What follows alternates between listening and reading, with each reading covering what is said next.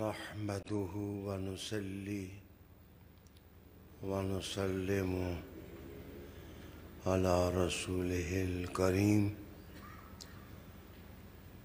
وأشهد أن لا إله إلا الله وحده لا شريك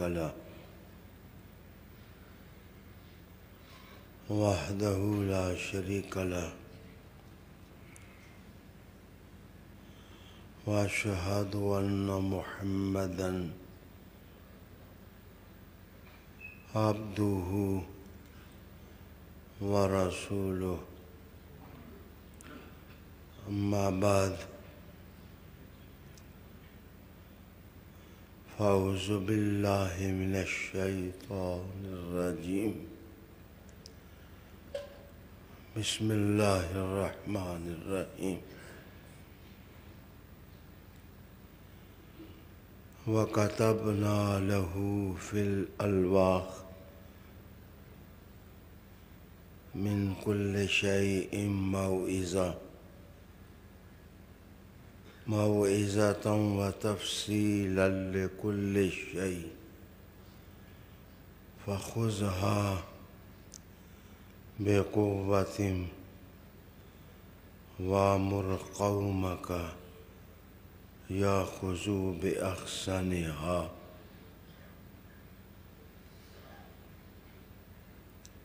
سأريكم دار الفاسقين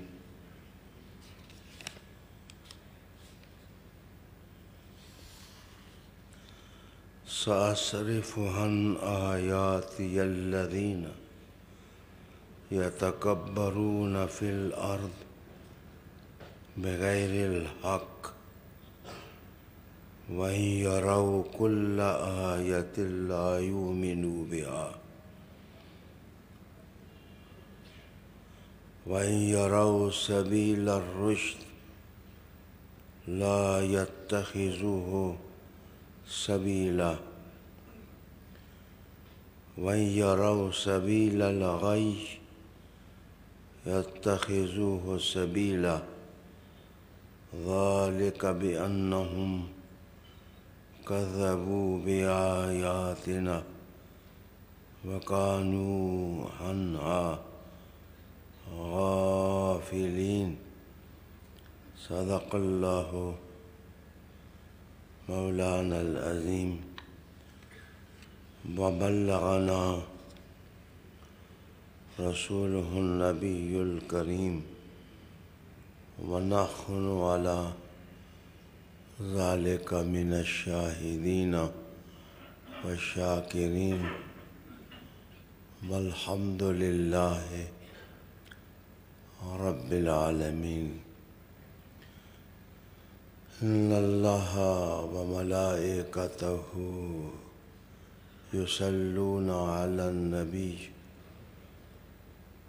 يا أيها الذين آمنوا صلوا عليه وسلموا تسليما اللهم صل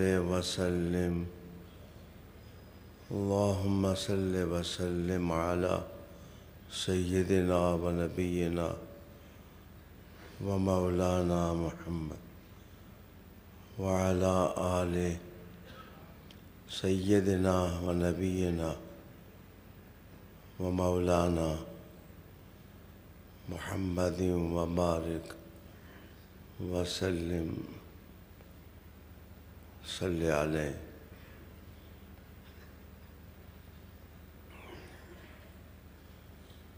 اللہ تعالیٰ کی حمد، حضور صلی اللہ علیہ وآلہ وسلم اور آپ کے آل و اصحاب پر درود و سلام. دعا اللہ رب العالمین ہمارے مشائخ سلسلہ عالیہ، نقشبندیہ، چشتیہ، قادریہ، سہروردیہ، تیفوریہ، تمام کے درجوں میں اضافہ فرمائے، ان کے حقائق اور ان کی ارواح کے فیوز و برکات ہم سب کو نصیب فرمائے۔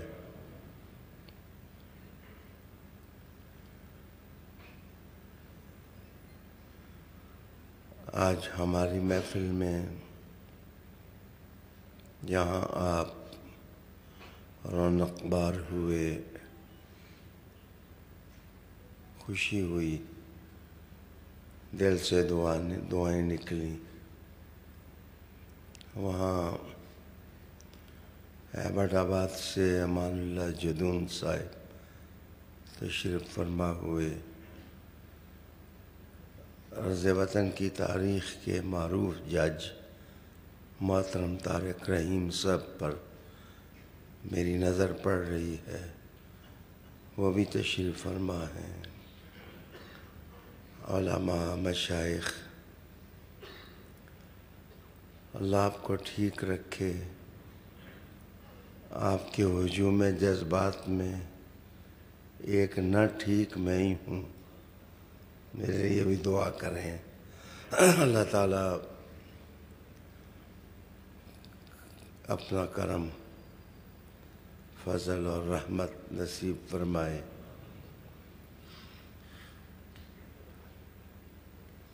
تھوڑا اداس بھی ہوں کہ عزیزم قاسم کے والد صاحب شیخ محمد ایوب صاحب، جن سے نصف صدی کی میری رفاقت ہے، وہ بیمار اسپتال میں پڑے ہیں، تو میرے ساتھ ان کی محبتیں ہمیشہ میرا سرمایہ رہیں۔ ان کے لیے بھی دعا گو ہوں کہ اللہ انہیں صحت کی دولت سے نوازے۔ دعاؤں کے سلسلہ کے بعد آج واعظ و نصیحت کے لیے سورۃ الاعراف کی چند آیتیں پڑھنے کا مقدر ہوا۔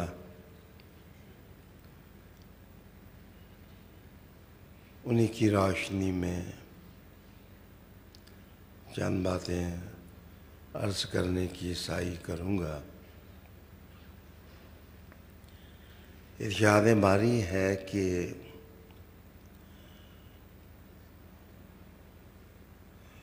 وَكَتَبْنَا لَهُ فِي الْأَلْوَاحِ مِنْ كُلِّ شَيْءٍ مَوْعِظَةً،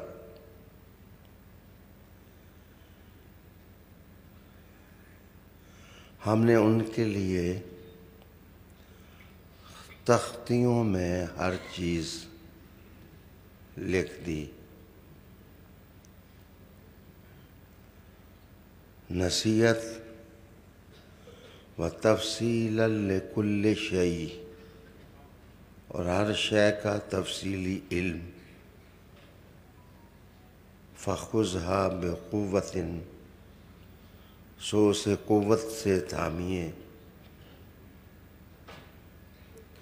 وَأْمُرْ قَوْمَكَ يَأْخُذُوا بِأَحْسَنِهَا، اور اپنی قوم کو حکم دیں کہ اس کی خوبیوں میں بھی کمال تک اسے اختیار کریں۔ سَأُرِيكُمْ دَارَ الْفَاسِقِينَ، ان قریب میں تمہیں نافرمانوں کا گھر دکھا دوں گا۔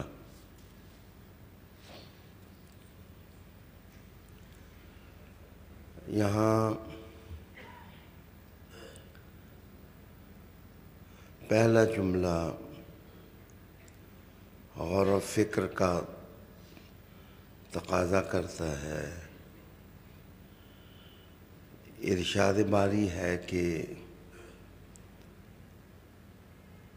ہم نے ان کے لیے تختیوں میں ہر چیز نصیحت کی لکھ دی۔ اس کا معنی یہ ہوا کہ لکھنے پڑھنے کا رواج عصر رسالت سے پہلے کا ہے۔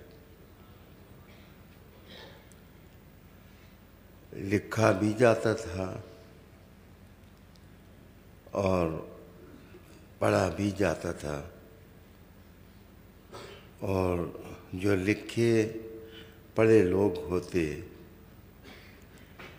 انہیں قدر کی نظر سے دیکھا جاتا، ان کی عزت ہوتی اور ان کی تکریم۔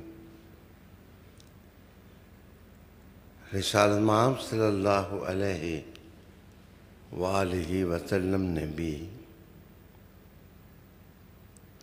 جس وقت دین حق کی دعوت لوگوں کے سامنے رکھی تو آپ نے اپنے ساتھ ان لوگوں کے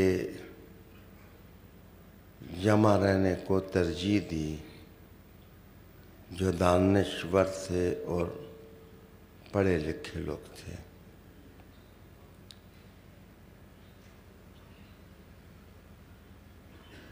کہا جاتا ہے کہ اس وقت سوسائٹی کے اندر 3 ہی خاندان تھے جو لکھنے پڑھنے کے لحاظ سے بھی مستحکم تھے، مضبوط تھے، مال اور تجارت کے لحاظ سے بھی مضبوط تھے، اور اقدار اور اثر رسوخ کے اعتبار سے بھی وہ جاندار لوگ تھے۔ ایک قبیلہ بذات خود رسول کریم صلی اللہ علیہ وآلہ وسلم کا اپنا تھا، سیادت اور سرداری بھی ان کے پاس تھی، شرافت اور کردار کی دولت بھی ان کے پاس تھی۔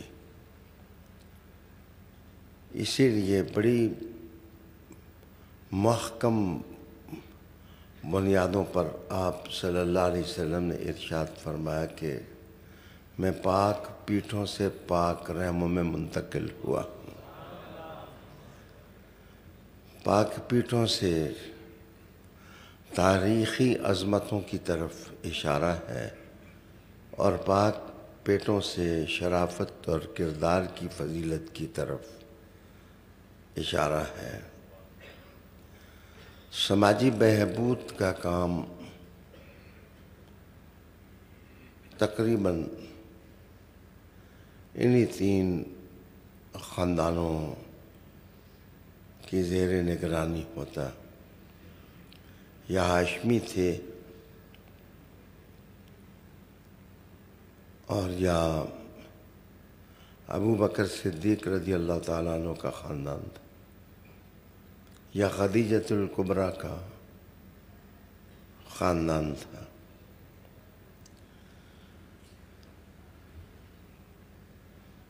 اس زمانے میں جو کچھ عاجز مسکین کی نظر سے گزرا، سب سے بڑی دیگ مہمانوں کی ضیافت کے لیے جس آدمی کے مہمان خانے میں پکتی تھی وہ حضرت ابو بکر صدیق کے چچا لگتے تھے، ابن جدعان کے نام سے وہ مشہور تھے۔ رسول کریم صلی اللہ علیہ وآلہ وسلم کا ایک ارشاد ہے کہ نحن نستظل، ہم لوگ جو بڑی دیگ تھی تحت جفنۃ ابن جدعان، ابن جدعان کی جو بڑی دیگ تھی، ہم بچپن میں اس دیگ کے سائے میں بیٹھتے تھے. وہ اتنی اونچی تھی کہ رسالت مآب صلی اللہ علیہ وآلہ وسلم ارشاد فرماتے ہیں کہ ہم آتے جاتے اس دیگ کے سائے میں بیٹھتے، اور بذات خود جناب ابو طالب تک، عبداللہ بن عبد المطلب سے لے کر حضور کے چچاؤں تک سب سے لمبا دسترخوان ہاشمیوں کا تھا، جو صفا سے لے کر کے مروہ تک بچھتا تھا.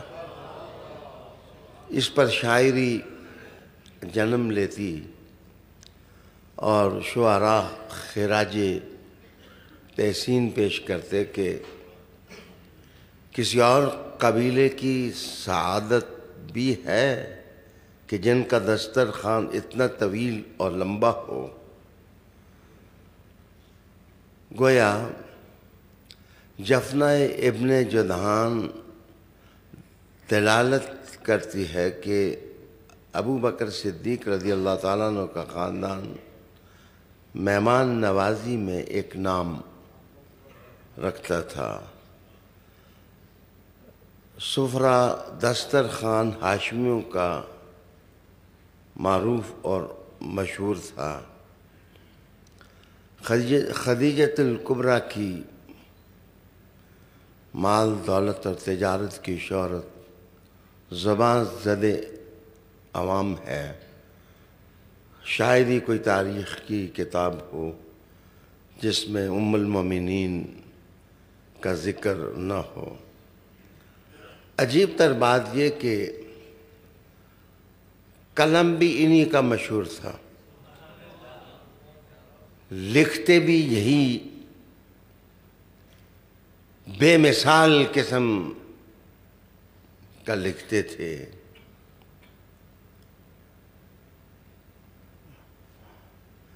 بنو امیہ سے حضرت عثمان ابن عفان کے لیے حضور کی دلچسپیاں بھی لکھنے کی بنیاد پر تھی کہ حضرت عثمان ابن عفان بہت خوبصورت لکھتے تھے. تو عرض کروں کہ لکھنا، پڑھنا، سمجھنا، علم دوستی، وسائل علم سے تعلق، یہ سنت انبیاء ہے. ہر دور میں اس کو قوت ملی اور ہر نبی نے اپنے ساتھ پڑھے لکھے لوگوں کا ایک طبقہ پیدا کیا، ان کو اپنی معیت میں رکھا. رسالت مآب صلی اللہ علیہ وسلم نے تمام انٹلیکچوئلز، دانشور اس زمانے کے اپنے ساتھ جمع کر لیے. ان لوگوں کو جمع کرنے میں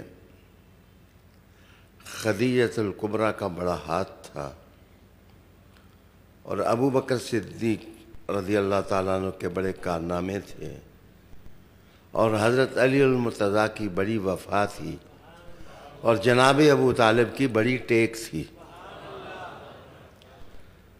یہ ایک خوشبو ماحول وہاں بنا جس میں رسالت مآب صلی اللہ علیہ وسلم کی صدائے قرآن گونجی اور لوگوں کے دل مہکے.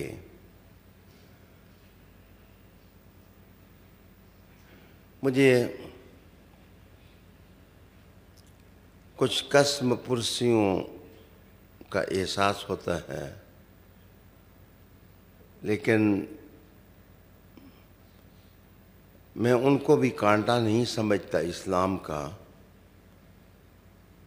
لیکن یہ زیادتی ضرور سمجھتا ہوں کہ جو فتح مکہ کے بعد وہی لکھنے والے تھے ان کا نام تو اہتمام سے لیا گیا، لیکن ان کے اسماء کیوں نہ لیے گئے جو اقرا بسم ربک الذی خلق کے زمانے سے حضور کی کتاب قلم بند کر رہے تھے، اور قرآن حکیم فرقان مجید لکھ رہے تھے۔ تعصبات کا برا ہو، اسلامی تہذیب کے آئینوں کو تعصبات اور حسد نے بڑا دھندلایا۔ اگر ایسا نہ ہوتا تو دامن اسلام میں ایسے ستارے تھے کہ جن کی روشنی قیامت تک تمام انسانی کاروانوں کے لیے کافی ہوتی ہے۔ وَكَتَبْنَا لَهُ فِي الْأَلْوَاحِ، اصل میں یہ لاحا سے ہے، الواح لاحا یہ فعل ماضی ہے، تو لاحا روشن کرنا، روشن ہونا۔ جس وقت آپ کوئی چیز لکھتے ہیں تو اس کا مطلب ہے کچھ کانسیپٹس ہیں جو روشن ہو کر لوگوں کے سامنے آتے ہیں۔ تختی بھی دراصل کچھ مفہومات کو روشنی دیتی ہے، اس لیے اس کو لوح سے تعبیر کرتے ہیں۔ قرآن مجید نے ایک جگہ کہا ذات الواح و دسر۔ یہاں پر تھوڑی حیرانگی ہوتی ہے قرآن حکیم پڑھنے والوں کے لیے کہ یہاں تو نوح علیہ السلام کی کشتی اور سفینہ کو کہا گیا کہ یہ الواح والی تھی و دسر۔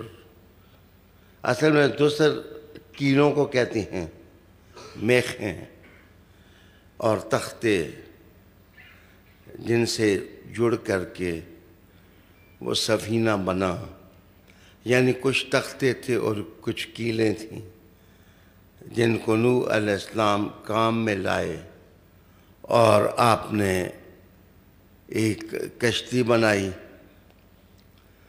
لیکن اگر اس کا علم معنی ہی ہو، روشنی ہی اس سے مراد ہو، اور اس میں لاحا کا مفہوم جگمگائے، تو میں اس سے بھی انکار نہیں کروں گا جو رسول کریم نے فرمایا کہ میری آل بیت نوح کے سفینہ کی طرح ہیں۔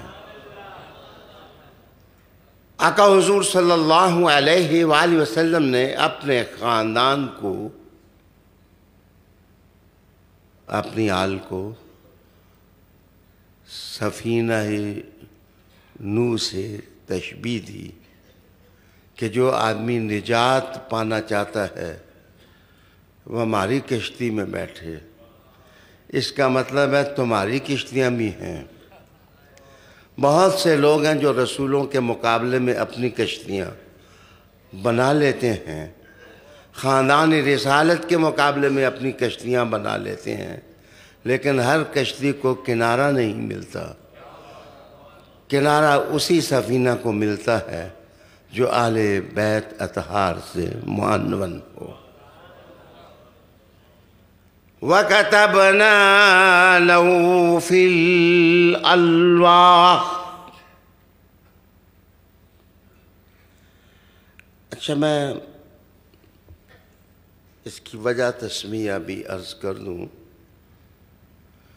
کہ پرانے زمانے میں اصل میں لکھتے لوگ چوڑے تختوں پر تھے، تو اس لیے نوح علیہ السلام کی جو کشتی بنی تھی وہ چوڑے چوڑے وہ تختوں سے بنی تھی، کیلوں کے ساتھ اس کو جوڑا گیا تھا۔ اس کا معنی ہے کچھ لوگوں کی تختیاں سوڑی ہوتی ہیں، کچھ لوگوں کے تختے چوڑے ہوتے ہیں۔ جس وقت علم کا پیٹ تنگ ہو جائے اور سوڑا ہو جائے تو یاد رکھنا وہ امامت کے قابل نہیں ہوتا۔ امامت کے قابل وہی لوگ ہوتے ہیں جن کے تختیاں چوڑی ہوتی ہیں اور وہ لامحدود کے ساتھ تعلق رکھتے ہیں۔ مجھے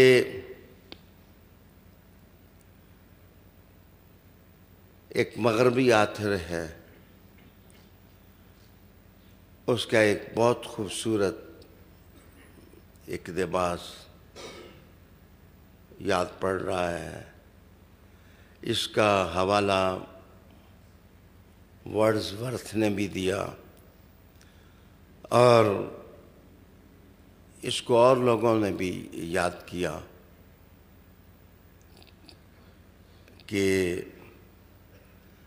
دنیا میں جس وقت تم سدھرنا چاہو، تم بننا چاہو تو تمہیں محدودیت سے نکلنا ہوگا اور لامحدودیت کا سفر تمہیں کرنا ہوگا۔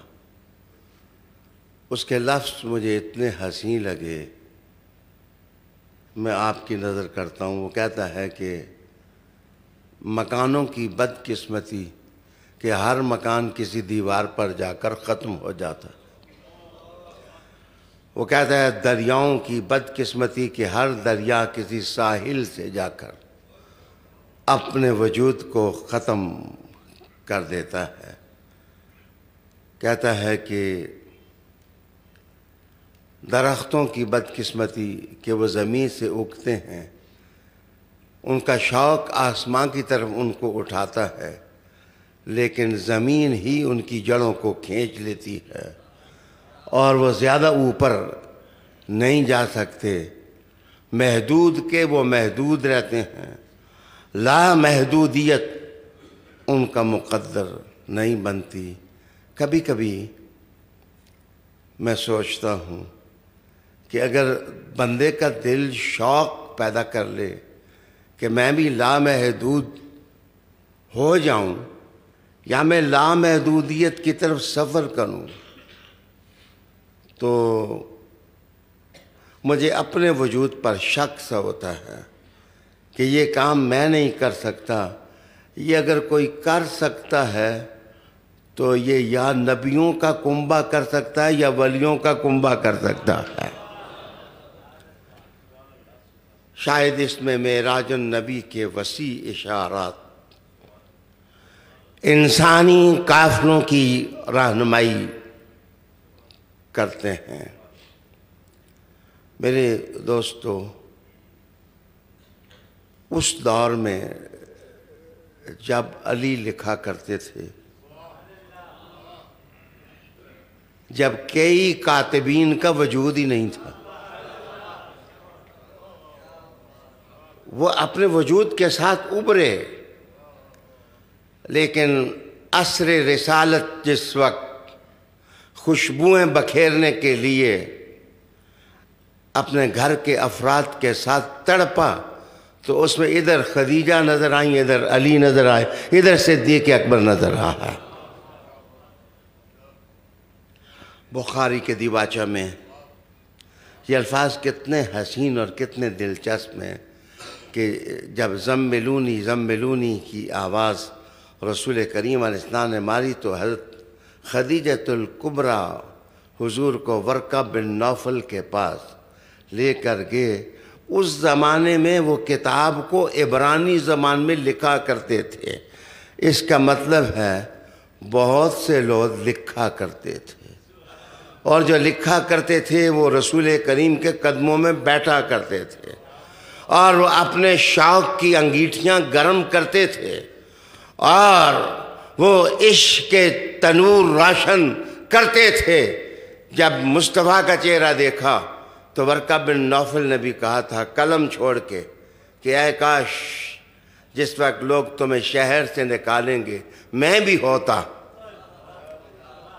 جو تیرے قافلہ محبت میں شریک ہوتا۔ میرے دوستو، قرآن مجید کے الفاظ بڑی باتیں کرتے ہیں، پہ تفصیلی لطیف باتیں ہیں۔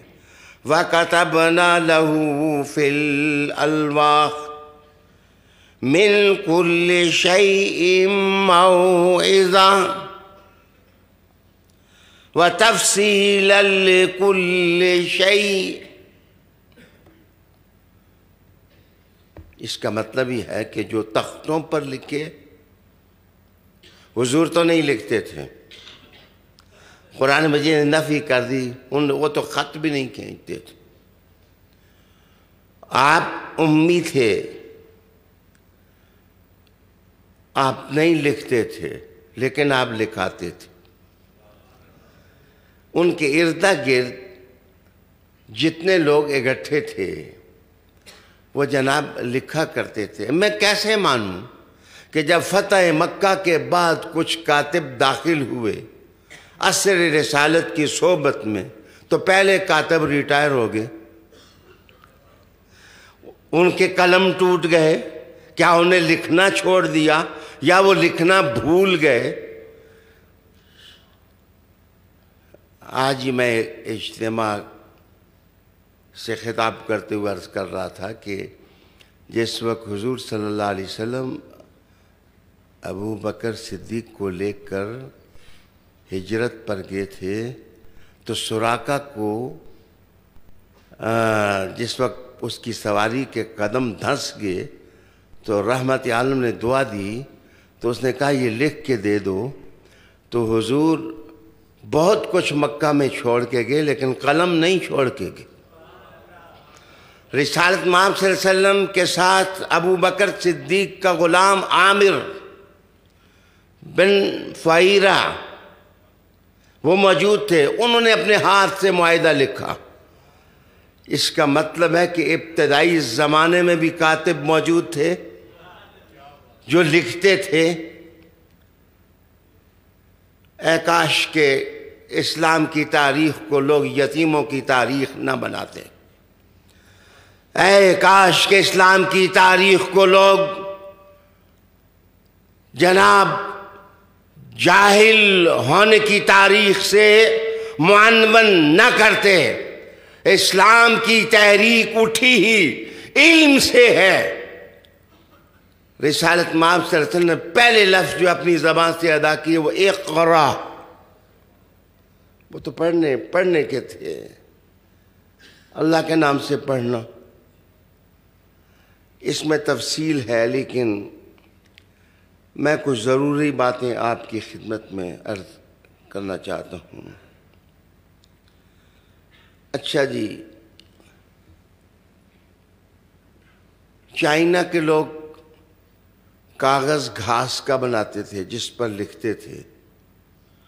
کاغذ کی یہ قیمت تھی جس کی وجہ سے حضور صلی اللہ علیہ وسلم نے کہا تھا کہ میرے نزدیک یہ حدیث ہے، اطلب العلم ولو کان بسفین، علم حاصل کرو، تمہیں چین بھی جانا پڑے تو علم حاصل کرو۔ کیا قرآن سیکھنے کے لیے چین جاؤ؟ قرآن تو عرب میں نازل ہوا تھا، کیا چیز سیکھنے کے لیے تمہیں چین بھی جانا پڑے تو تم چین تک سفر کرو؟ جناب یہ معنی خیز باتیں ہیں۔ گھاس کے کاغذ پر چائنیز لکھتے۔ رسالت مآب صلی اللہ علیہ وسلم نے کہا کہ میں محمد اس قوم سے ناراض نہیں ہوتا، میں تمہیں تحریص دلاتا ہوں کہ تم علم سیکھو۔ بات بہت دور نہ نکل جائے اس لیے میں لامحدود ہونے سے پہلے ہی محدود ہوتا ہوں اور پھر کمرے کی طرف سفر کرنے لگا ہوں۔ لیکن لامحدودیت اور محدودیت کا جوڑ آپ نے دیکھنا ہو تو رسول کریم کے ان الفاظ پر ضرور غور کریں۔ کہا کہ میں کسی مقام میں نہیں سماتا، میں کسی مقام میں نہیں سماتا، میں کسی زمانے کی گھڑی میں نہیں سماتا، لیکن میں مومن کے دل میں آ جاتا ہوں۔ اس کا مطلب ہے، یہ مجدد صاحب رحمۃ اللہ علیہ تعالی مکتوبات شریف میں اسی کی طرف اشارہ کرتے ہیں کہ انسان عالم صغیر ہے اور اس کا عرش دل ہے، اور عالم کبیر کا عرش اللہ ہے، اور جس وقت بندہ اپنے دل میں اللہ کا نام لے آئے تو چھوٹے عرش کا تعلق بڑے عرش سے ہو جاتا ہے۔ تو انسان محدودیت کی دنیا سے نکل کر لا محدودیت کی طرف اپنا قدم بڑھانے لگ جاتا ہے۔ ہندوستان کے لوگ ریشم کے کپڑے پر لکھا کرتے تھے۔ اس زمانے میں شام کے لوگ اونٹ کے شانوں کی ہڈی پر لکھا کرتے تھے۔ اس زمانے میں عراق اور ہیرا کے لوگ یہ لکڑی کے تختوں پر لکھا کرتے تھے۔ اگر میرے پاس وقت ہوتا تو سفینہ نوح کہاں سے چلا اور کہاں وہ رکا، میں آپ کو ہیرا اور عراق کی تاریخ بتاتا کہ پھٹوں پر لکھنا یہ رواج اور رسمی عراق کا تھا، اور یہیں سے طوفان نوح جو ہے وہ ایک پہاڑ کے ساتھ سے جناب ابھرا تھا۔ اللہ اکبر، میرے حضور کی کتاب پر میں صدقے جاؤں، لکھا چمڑے پر گیا یا لکھا ریشم پر گیا یا لکھا اونٹ کی ہڈی پر گیا، جناب اس کا حسن میرے محمد عربی نے محسوس کیا، اور اس کی جلوہ کاریاں بھی عام کیں۔ وَكَتَبْنَا لَهُ فِي الْأَلْوَاحِ، اس میں نے ایک خطاب کیا تو اس میں بڑی مشکل سے رٹا لگا کہ ایک شعر پڑھا، تو میرے ایک ساتھی نے مجھے چٹ لکھ دی کہ اس شعر کا معنی نہیں آیا، وہ ہے کس کا؟ اصل میں وہ ہے وہ اقبال کا، لیکن میں اقبال کا نام نہ لے سکا۔ اقبال شاید انہی مجبوریوں کی رسیوں میں جس وقت اپنے آپ کو بندہ پاتے ہیں تو وہ انہی حقائق کا اظہار ان الفاظ میں کرتے ہیں۔ اللہ اکبر، نہ اندر حرم گنجی نہ در بت خانہ می آئی، ولیکن سوئے مشتاقاں چے مشتاقان می آئی، ولیکن سوئے مشتاقاں چے مشتاقان می آئی، کہ اے رب کریم نہ تو صنم قدوں میں جاتا ہے، نہ تجھے کسی بت کے پاس سے پایا جا سکتا ہے، اور میں نے علماء سے سنا کہ تو بھی کعبے کے اندر بھی تو نہیں ہے، کعبہ تو نشان ہے اس کے جلووں کی، وہ خدا نہیں ہے، نہ حرم میں آتا ہے نہ بت خانے میں آتا ہے، لیکن تو کوئی عاشق بندہ ہو تو اس کے دل میں آ جاتا ہے۔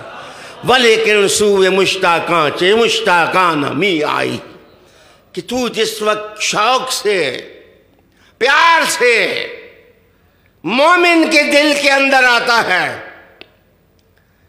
میرے دوست یاد رکھیے، جس دل میں خدا آ جائے وہ دل جاہل نہیں ہوتا۔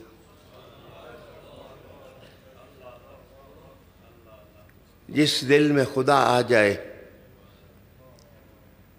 میں اس دل کو جاہل کا دل نہیں کہتا۔ علم کے جھرنے اسی مقام سے پھوٹتے ہیں، اور حکمتیں اسی جگہ سے جنم لیتی ہیں۔ کچھ وجہ تو ہوگی، میں نہیں جان سکا۔ جلیل القدر علماء بیٹھے ہیں کہ علم کی سند بھی حضور نے علی کو دی، انا مدینۃ العلم، کہ میں مدینہ کا شہر ہوں اور علی اس کا باب۔ حکمت کی سند بھی حضور نے علی کو دی، انا دار الحکمت ولی بابھا، اور عیب پوشی کے لیے جبہ بھی حضور نے علی ہی کو دیا کہ جبہ بنا میں تو اس لیے کہ جو عالم ہو وہ کسی کا پردہ نہیں رکھ سکتا۔ میرے حضور نے کہا علم بھی ہو اور بندہ چشم پوشی کر جائے، اے میرے صحابہ کی جماعت، مجھے ایسا بندہ درکار ہے کہ جس کو میں علم بھی دوں لیکن وہ لوگوں کے عیبوں پر پردہ بھی ڈالے۔ فرمایا وہ علی ہی ہو سکتا ہے۔ میرے دوست، میں نے پہلے کہا کہ میری سوچوں کا محور تفاوت نہیں رہتا، میں تو جمالیاتی آدمی ہوں، جدھر دیکھتا ہوں روشنی ہے میں اسی روشنی کا گرویدہ ہو جاتا ہوں، مشتاق ہو جاتا ہوں۔ میرے دوست، وَكَتَبْنَا لَهُ فِي الْأَلْوَاحِ مِنْ كُلِّ شَيْءٍ۔ میری لطیف باتوں سے اپنے معنی نہ نکالیں، میں اپنے لفظوں کا مفسر خود ہوں، میں آپ کو اجازت نہیں دیتا کہ آپ میرے لفظوں کے معنی کریں، لیکن مجھے یہ بتائیے کہ جس عمر کے سامنے اس کا بہنوئی اور بہن قرآن لکھا ہوا پڑھتے تھے، وہ کاغذ لکھے کس نے تھے؟ کبھی میں سوچتا ہوں کہ وہ کاغذ ہی تو تھے جن پر سورہ طٰہٰ ہوگی یا کوئی اور سورت ہوگی، بہن پڑھے جا رہی تھی، ساتھ مار بھی کھا رہی تھی، مارنے والے عمر تھے، پیٹنے والے عمر تھے، لیکن ساتھ کہا کہ کاغذ مجھ کو تھمائیے، میں دیکھنا چاہتا ہوں۔ جناب کاغذ لیا، اس کو پڑھا۔ میرا سوال یہ نہیں ہے، میرا سوال یہ ہے کہ اس کاغذ پر قرآن فتح مکہ کے بعد کے لوگوں نے لکھا تھا یا پہلے کے لوگوں نے لکھا تھا؟ کتاب مجید کی کتابت کس نے کی تھی؟ میں معذرت، ایک آیت بھی اگر کوئی لکھے تو وہ کاتب وحی، اور اگر مجازی طور پر آپ لکھتے ہیں قرآن لکھنے والا کاتب وحی ہے تو اللہ کے فضل سے میں نے بھی کافی آیتیں لکھی، آپ بھی آیات قرآن لکھتے ہیں، یا اس سے مراد نزول کے وقت کتاب کا لکھنا ہے؟ اگر نزول کے وقت کتاب کا لکھنا مراد ہے تو میں پوچھتا ہوں کہ فتح مکہ سے پہلے کتنا قرآن اترا تھا، بعد میں کتنا اترا؟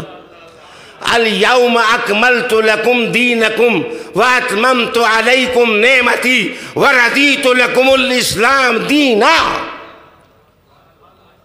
یہ آیت تو نازل ہو گئی۔ کتنی صورتیں مکی ہیں اور کتنی صورتیں مدنی ہیں؟ مجھے بتائیے مکی زندگی میں کون کون لکھتا تھا؟ صدیق لکھتے تھے، سلام ان کو، فاروق لکھتے تھے، سلام ان کو، ان کا بہنوئی فاروق سے پہلے لکھتا تھا، سعید کو بھی سلام، اور ان کے باپ زید کو بھی سلام۔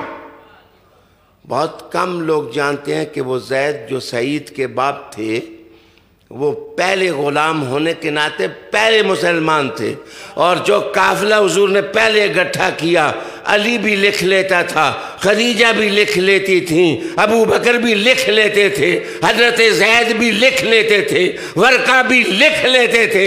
اس کا مطلب ہے جن سانسوں میں قرآن پورا محفوظ کرنے کی شہادت ہے ان کو سلام نہیں، بس ہلکا سما رہا، پیو جمے نہ جمے تے پتر تھا میں نال پڑم۔ وہ لوگ، آئیے لاحہ کا معنی ایک اور بتانے لگا ہوں کہ جب پیاس لگے، بہت پیاس لگے جس وقت، تو آپ دیکھتے ہیں کہ پیاسا رہنے والے آدمی کا چہرہ جو ہے وہ پیلا پڑ جاتا ہے، اس لیے کہ اس کا پانی کم ہوتا ہے۔ ہمارے ڈاکٹر لوگ اس طرح پانی چیک کرتے ہیں، چٹکی کاٹتے ہیں، اگر دیر تک یہ رہے تو کہتے ہیں کہ پانی کم ہو گیا ہے، ڈی ہائیڈریشن ہو گئی ہے اور بندہ پیاسا رہتا رہا ہے۔ معاف کریے، لاہ کا ایک معنی مفسرین لکھا کہ جس وقت بندہ بہت پیاسا ہو جائے تو پیاسے آدمی کو کوئی میٹھا پانی جس سے اس کی کمزوری دور ہو جائے، جس وقت وہ میٹھا پانی دے دے، پیاس دور کر دے، تو یہ بھی لاہ کا معنی ہوتا ہے۔ بس میں اتنا سوال کروں، مکہ میں جب پیاسے لوگ آتے تھے تو چشمے سے مشکیں بھر بھر کے کون پلاتا تھا؟ پانی کون پلاتا تھا؟ کنویں سے مزدوری کر کے پانی نکال کر کے پیاسوں میں کون پانی بانٹتا تھا؟ میرے دوستو، تاریخ جس وقت ہم کھنگالتے ہیں تو یہ تاج علی ہی کے سر نظر آتا ہے۔ معاف کے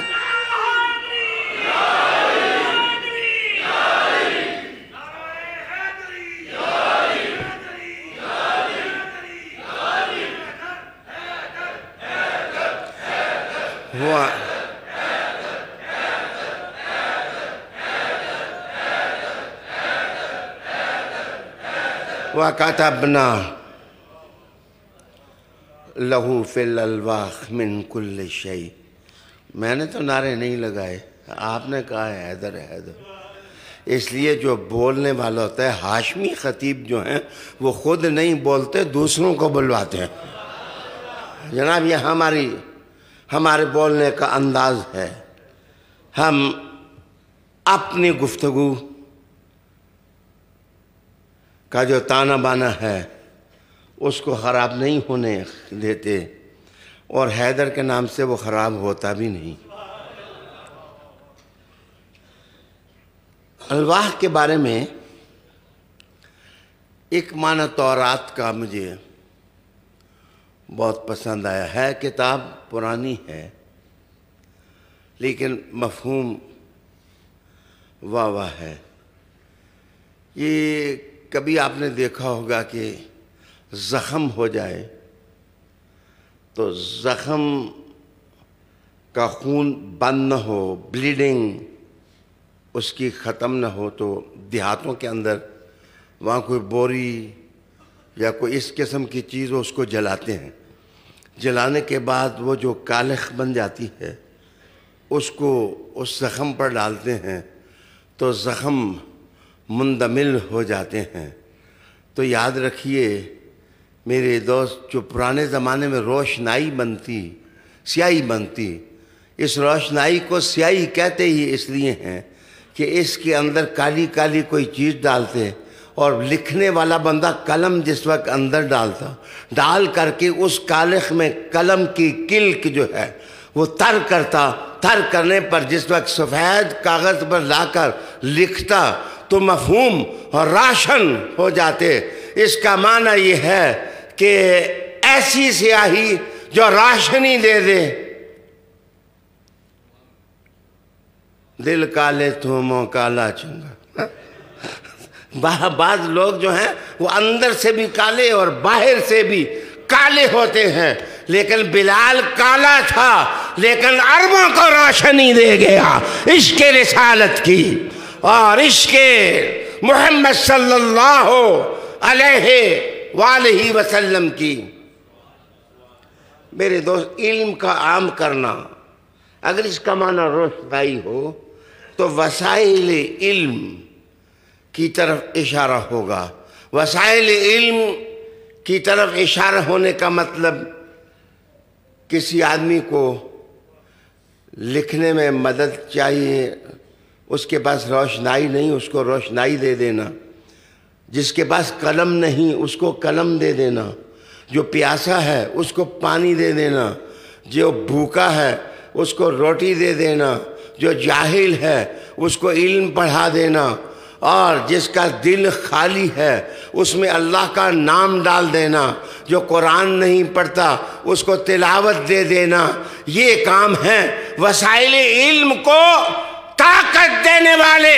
اب قسم ہے تمہیں عزت خدا کی، جس نے کہا وَلِلَّهِ الْعِزَّةُ وَلِرَسُولِهِ، وسائل علوم کو طاقت کس نے دی؟ کیا رسول کریم کی بات بھی نہیں مانو گے؟ قرآن علی کے ساتھ علی، قرآن کے ساتھ قرآن، علی کے ساتھ علی، قرآن کے ساتھ قرآن، علی کے ساتھ علی، قرآن کے ساتھ قرآن، علی کے ساتھ علی، قرآن کے ساتھ قرآن، علی کے ساتھ علی، قرآن کے ساتھ۔ علم کا سرچشمہ، علوم کا مصدر، محبت خدا کا میرے درخشاں، علی علی علی علی علی۔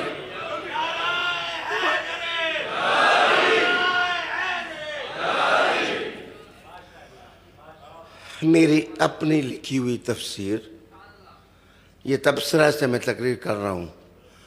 اب اگلے 22 معانی میں نے لکھے ہیں موعظت کے، اور 22 معانی پڑھنے ہو تو ادھر پڑھیں۔ راضی کو سلام، لیکن راضی نے بھی 22 معانی نہیں لکھے ہیں، ریاض حسین شاہ نے لکھے ہیں، اللہ اللہ اللہ کے فضل سے۔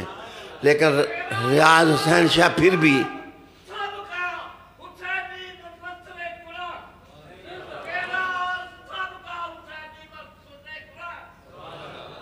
ریاض حسین شاہ پھر بھی چھوٹا ہے۔ راضی کو سلام، وہ بڑے لوگ ہیں، بہت بڑے لوگ ہیں۔ اچھا، کوئی بندہ یہ نہ کہہ دے کہ بڑھ مار رہا ہے اور لکھا نہیں۔ جلدی سے صرف 13 معنی بتاؤں گا، 13 رجب کی مناسبت، صرف 13 بتاؤں، ویسے ہیں 22۔ میرے دوست، دنیا سے بے رغبتی پیدا کرنا، دنیا سے بے رغبتی کس نے پیدا کی؟ اللہ کی محبت کس نے پیدا کی؟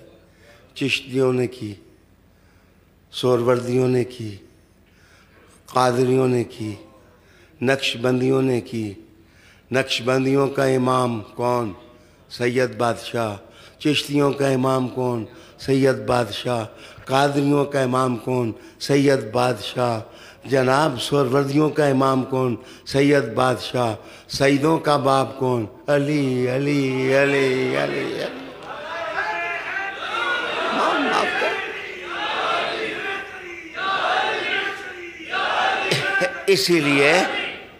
اسی لیے امام ربانی مجدد الفسانی مکتوبات میں لکھتے ہیں، جب تک 12 اماموں کی تصدیق نہ ہو کوئی ولی بن ہی نہیں سکتا، کوئی شخص ولی نہیں بن سکتا جب تک تصدیق آل بیت اطہار نہ ہو۔ ایسا خطبہ دینا جس میں صالحانہ مواد ہو، تزکیہ کی باتیں کرنا، پختہ راستے کی طرف بلانا، پہلے قبولیت کا ماحول بنانا، پھر اپنی بات چپکے سے دل میں ڈال دینا، پہلے تاریخ سنانا ہولے ہولے، پھر ماحول بن جائے تو حیدر حیدر حیدر ہو جانا۔ یہ میرے سیرت ساز، کردار ساز باتیں کرنا، اور ضرورت پڑے تو ڈانٹ ڈپٹ بھی کر، ضرورت پڑے تو ڈانٹ ڈپٹ بھی کر لینا۔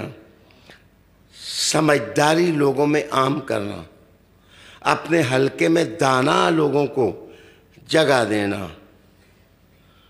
اور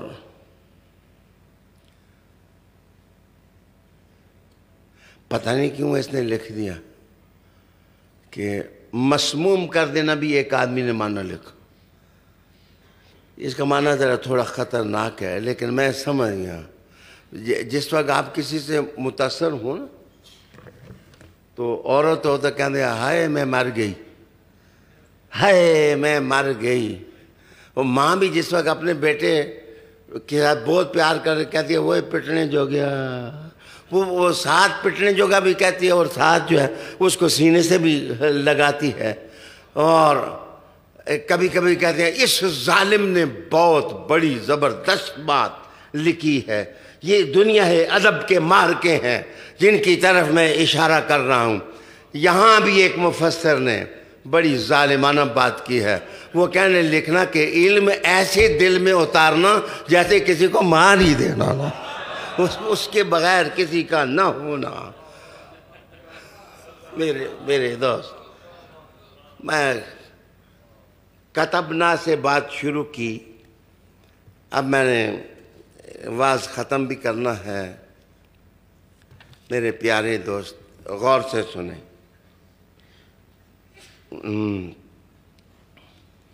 سأصرف عن آیاتی الذین یتکبرون فی الارض.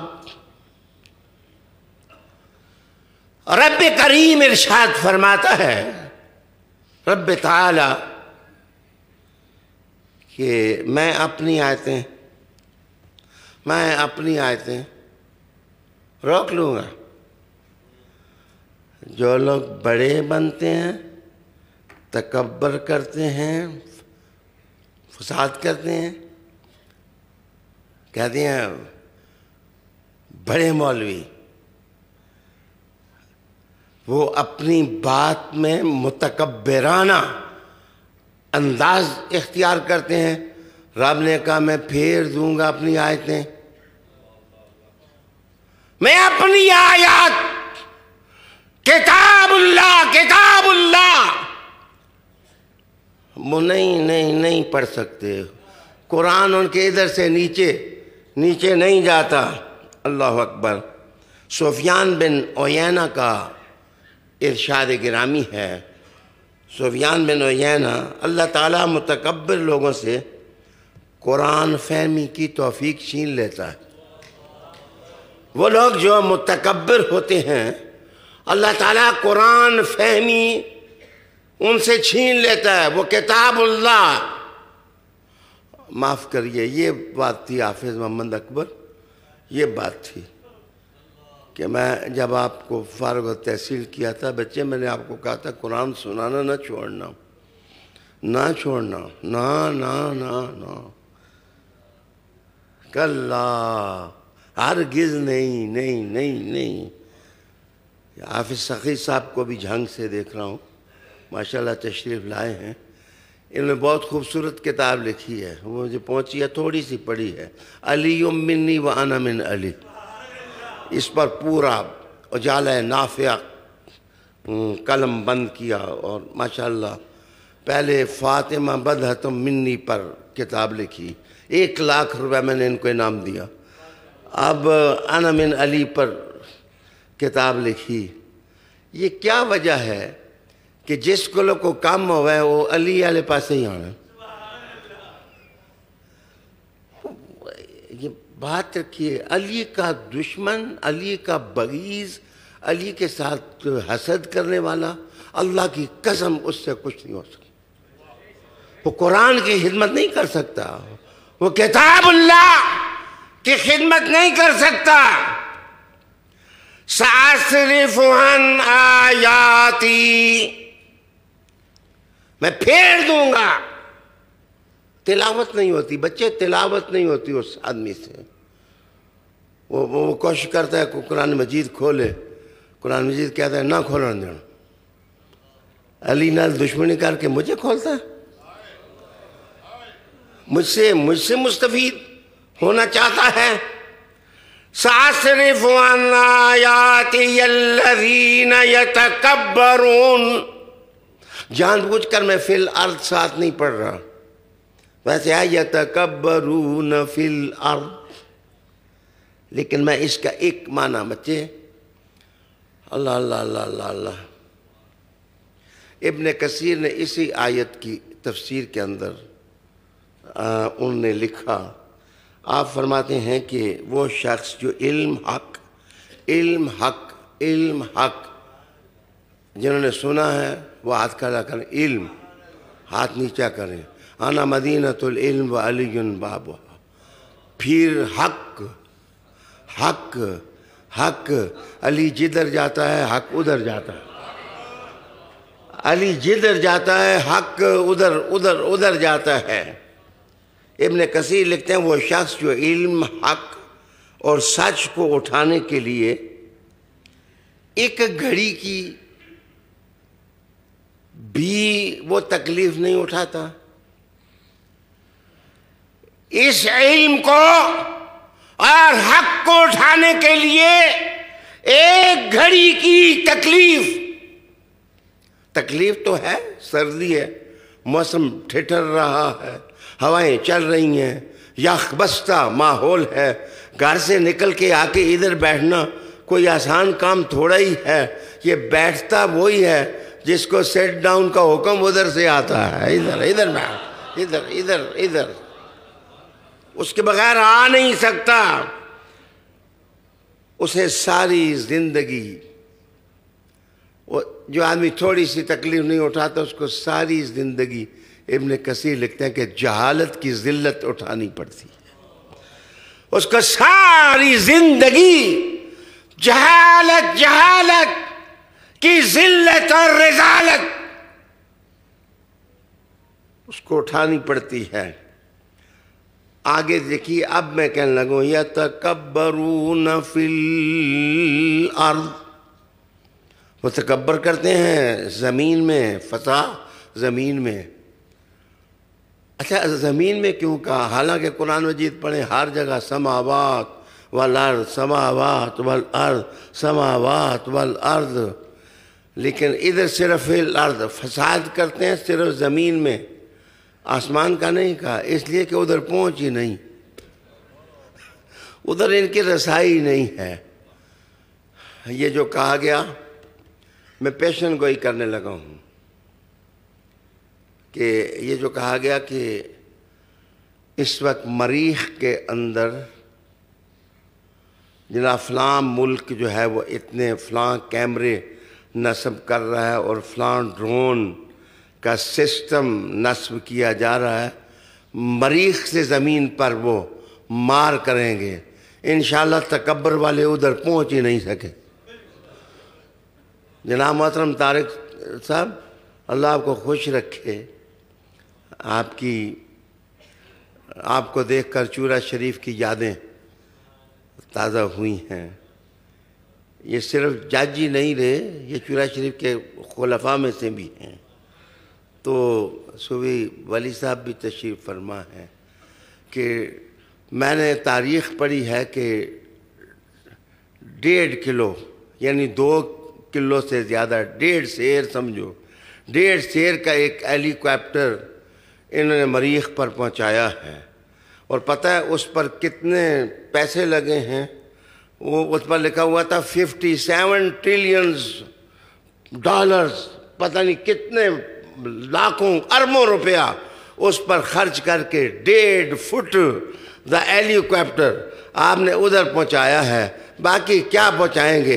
یہ پہنچانے والا، لینے والا، دینے والا میرا اللہ ہے۔ ان اللہ علی کل شیء قدیر۔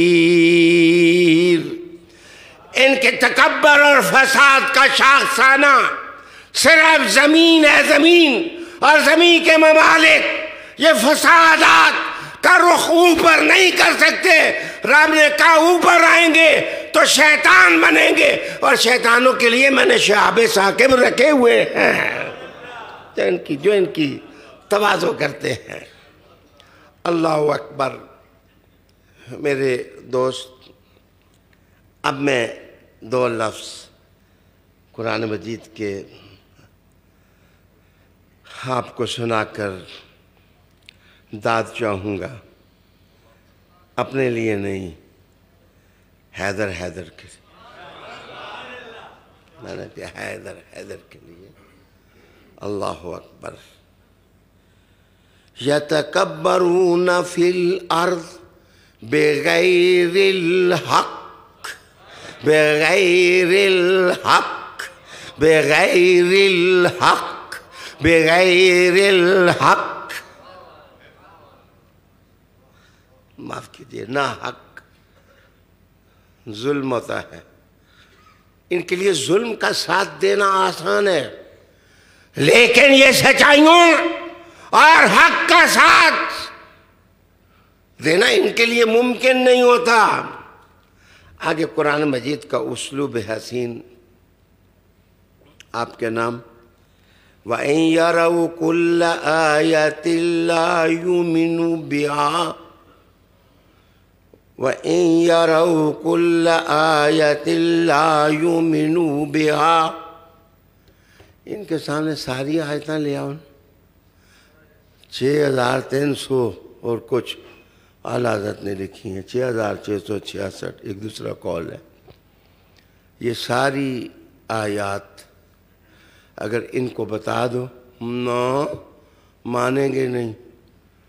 تم شکوے کرتے ہو علی کو نہیں مانتے، صدیق کو نہیں مانتے، رب کہتا ہے میری ساریاں آیتاں انہوں دسو، یہ منن گے نہیں، یہ نہیں مانیں گے، اس لیے کہ بغیر الحق ان کی کٹی، بغیر الحق ان کی ماں نے اور ان کے ابے نے ان کو جو گھٹی دی ہے وہ ناحق اور ظلم کی۔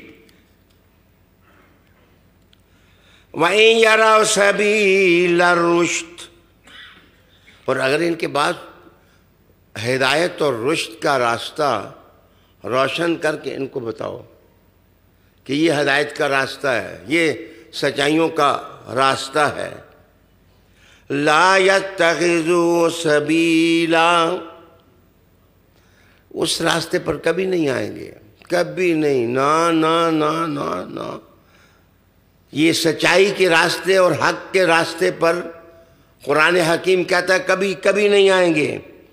وَإِن يَرَوْا سَبِيلَ الْغَيِّ، انہاں کو لوگ ووٹ لینا چاہتے ہو تو ٹیڑھا راستہ انہوں نے دسو، ان کو ٹیڑھا راستہ جب بتائیں گے، پٹھی راہ ان کو جب بتائیں گے، یتخذوا سبیلا، بڑی آسانی کے ساتھ یہ ادھر چلنے لگ جائیں گے۔ ذَلِكَ بِأَنَّهُمْ كَذَّبُوا بِآيَاتِنَا، یہ اس لیے کہ انہوں نے ہماری آیتوں کی تکذیب کیا، جھوٹے ہیں، کوڑے ہیں، یہ ان کا کوڑ اور ان کا کذب ان کو لے بیٹھا۔ وَكَانُوا عَنْهَا غَافِلِينَ، اور یہ اس راستے سے جو حضور نے راستہ دیا اس سے غفلت میں رہنا ان کا کام ہے۔ ان کو چسکا ہو چکا ہے کہ یہ کتاب اللہ کی راہ نہیں لیں گے، کتاب کے محبوبوں کو نہیں مانیں گے، رسول کریم علیہ السلام کے عاشقوں اور ان کے گھر والوں کو نہیں مانیں گے، رحمت عالم علیہ السلام کے جو صحابہ ہیں، کمپینینز ہیں، وہ مصطفیٰ کے میرے رسول کریم صلی اللہ علیہ وسلم کے پیارے ہیں، جو ان کو بھی نہیں مانتا، وہ بھی رائے راست سے بھٹکتا ہے، ہٹتا ہے۔ لیکن میرے پیارو، جس نال تھوڑا عشق تھوڑا عشق، جس نال زیادہ عشق زیادہ عشق، اس میں کیا حرج کی بات ہے؟ جس کو گھٹنے پر بٹھایا، میں تو بڑی کھلی باتیں کرتا ہوں، اس گھٹنے پر حسینی کو بٹھایا، ابو بکر کو تو نہیں بٹھایا، جی آجا جی میرے گھٹنے پر بیٹھ جی، نہ ہی ان کا مقام تھا کہ وہ حضور کے گھٹنے پر بیٹھیں، ان کا مقام یہی تھا کہ اپنے مصلی پر ان کو کھڑا کر دیا اور حسن حسین کو کہا آؤ میں تمہارے لیے خطبے کے اندر سے اٹھتا ہوں، قیامت تک کے مولویوں خطبے کے اندر اٹھتے رہنا تاکہ پتہ چلے آل محمد کا مقام کیا ہے۔